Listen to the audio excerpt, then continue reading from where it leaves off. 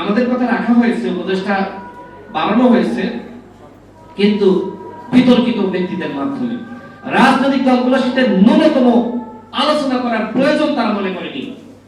তাহলে কি হচ্ছে? আমাদেরকে ধোলাই কায়েম করছে, দলগুলোকে অবহেলা করছে, সংলাপের নামে নাটক করছে। 2 মিনিট 3 মিনিট এই সময়ের মধ্যে কি আলোচনা বলা যায়? কি করা যায়? কিছু বলা যায়? মানে আমাদের কথা আমাদেরকে চা খাওয়ানোর জন্য তারা ডাকে। এইভাবে রাষ্ট্র সংস্কার হতে পারে না। আমরা এই সরকারকে বলবো, বিপ্লবী চেতনায় ফিরে আসেন। বিপ্লবী চেতনার বাইরে চলে গেলে এদেশের জনগণ আপনাদেরকে রাখবে না।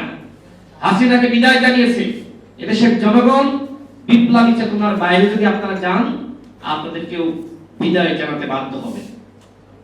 সংগ্রামী সাথী বন্ধুগণ, আমরা রাজনৈতিক দলগুলো যেভাবে দীর্ঘ 15 বছর লড়াই করেছি, আজকে এই দলগুলোর ভূমিকা অবজ্ঞা করা হচ্ছে। বলা হচ্ছে যে ছাত্র জনতার আন্দোলন। তো আমার প্রশ্ন, কোন সমন্বয়ক যাত্রাবাড়িতে আন্দোলনের নেতৃত্ব দিয়েছে? উত্তরাতে কে দিয়েছে? প্রাইভেট বিশ্ববিদ্যালয়ে কে দিয়েছে? 7 কলেজে কে দিয়েছে? আমরা তো সমন্বয়কদের ওই সময় মাঠ দেখিনি। এই যে 5 আগস্ট এয়ারপোর্টে, সেখানে 4-5 লাখ মানুষ সকালবেলা জড়ো হয়ে গেল। সংগঠিত শক্তি ছাড়া এভাবে জড়ো হওয়া সম্ভব? উত্তরাতে জড়ো হয়ে গেল, শনিরাক্কা যাত্রাবাড়িতে জড়ো হয়ে গেল। সংগঠিত শক্তি ছাড়া এইভাবে জড়ো হওয়া সম্ভবপর নয়। সেই সংগঠিত শক্তি কারা? রাজনৈতিক দলগুলো। সুতরাং শুধুমাত্র ছাত্র জনতার আন্দোলন না বলে আপনারা বলুন যে এই আন্দোলন এদেশের জনগণের আন্দোলন। যেখানে ছাত্ররা ছিল, যেখানে সাধারণ মানুষ ছিল, যেখানে রাজনৈতিক দল ছিল, যেখানে সাংস্কৃতিক কর্মীরা ছিল, যেখানে নাগরিক সমাজ, আইনজীবী সমাজ, শিক্ষক সমাজ সকলেই ছিল। আন্দোলনকে সার্বজনীন করেন, সবার আন্দোলন বলেন। কিন্তু সেটি না করে আপনি যদি বলেন ছাত্ররা আমাকে নিয়োগ দিয়েছে আর জনগণ সমর্থন দিয়েছে, আমাদের যতদিন মঞ্চে আমরা ততদিন থাকবো, এই রাষ্ট্র কারোর বাপ-দাদার সম্পদ নয়। এই রাষ্ট্র দেশের জনগণের মালিকানা। সুতরাং যাচ্ছে তাই ভাবে রাষ্ট্র চালাবেন, আওয়ামী লীগকে পুনর্বাসিত করবেন, এটি আমরা হতে দিব না, এটি আমরা মানতে পারি না। এই সরকারের প্রতি আমরা দাবি রাখছি, আপনারা রাষ্ট্র সংস্কার করুন। আপনারা তার জন্য একটি রোডম্যাপ প্রকাশ করুন, কি করতে চান। পরিকল্পনাবিহীন আপনারা চলতে পারেন না, আপনাদেরকে আমরা চলতে দিব না। এই যে প্রশাসনে আপনারা আওয়ামী লীগের দুর্বৃত্তদেরকে পদায়ন করছেন, সচিবালয়ে যান, দেখবেন যে আওয়ামী লীগের কর্মকর্তারা আরো বেশি প্রমোশন পাচ্ছে। পুলিশে যান, র্যাবে যান, বিজিবিতে যান, সর্বত্র আওয়ামী লীগকে পুনর্বাসন করা হচ্ছে। এইভাবে রাষ্ট্র সংস্কার হতে পারে না বন্ধুগণ। রাষ্ট্র সংস্কার করতে হলে সকল অংশীজনকে নিয়ে সরকার গঠন করতে হবে, সবাইকে মূল্যায়ন করতে হবে। রাজনৈতিক দলগুলোকে দূরে রাখা যাবে না, ঘন ঘন সংলাপ করতে হবে, দলগুলোর সহযোগিতা নিতে হবে।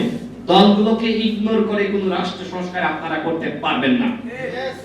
ইতিমধ্যে বিপ্লব ব্যর্থ হওয়ার পথে, বিপ্লব ইতিমধ্যে ব্যাহত হয়ে গেছে। কারা উপদেষ্টা নিয়োগ দিচ্ছে, কারা সরকার চালাচ্ছে, কি হচ্ছে, কোথা থেকে কি বানিয়ে আসছে, আমরা কেউ কিছু জানি না। এইভাবে রাষ্ট্র সংস্কার হতে পারে না বন্ধুগণ। রাষ্ট্র সংস্কার করতে হলে সবকিছু অপেত হতে হবে, সবকিছু প্রকাশ্য হতে হবে। গোপন চুক্তি করে গোপনীয় ভাবে 2-5 জন সিদ্ধান্ত নেবেন আর আমরা সেটি মেনে নিব, সেটি হতে পারে না। আপনারা যখন বিপদে পড়ছেন তখন তো আমরা ঝাঁপিয়ে পড়ছি। এই যে গুলিস্তানে যখন আওয়ামী লীগ কর্মসূচির ঘোষণা দিল, কারা গেল? রাজনৈতিক দলগুলো রাত থেকে অবস্থান নিয়েছে, সারাদিন অবস্থান করেছে। আপনারা বিপদে পড়বেন, আমরা যে আপনাদেরকে উদ্ধার করবো, বাঁচাবো, আর আপনারা যখন সিদ্ধান্ত নেবেন আমাদের কোনো মতামত থাকবে না, আমাদেরকে উপেক্ষা করবেন। কি পেয়েছেন? এইভাবে চলতে পারে না। আমরা রাষ্ট্র সংস্কার চাই, আমরা আপনাদেরকে সহযোগিতা করতে চাই। রাষ্ট্র সংস্কার শুধুমাত্র এই অন্তর্বর্তীকালীন সরকারের কয়েকজন উপদেষ্টার স্বপ্ন না, এই স্বপ্ন আমরা দেখেছি।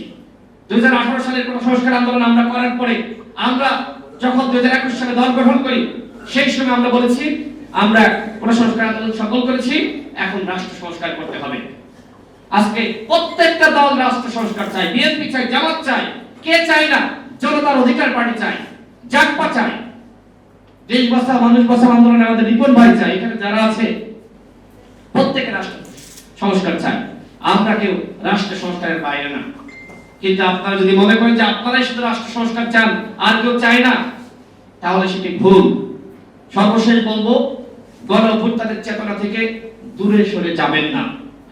1500 মানুষ শহীদ হয়েছে, 30,000 মানুষ আহত হয়েছে। এইবার যদি রাষ্ট্র সংস্কার না হয়, দেশের পরিবর্তন না হয়, তাহলে আর কোনদিন এদেশের মানুষ রাজপথে নামবে না, জীবন দিবে না, রাষ্ট্র সংস্কার হবে না।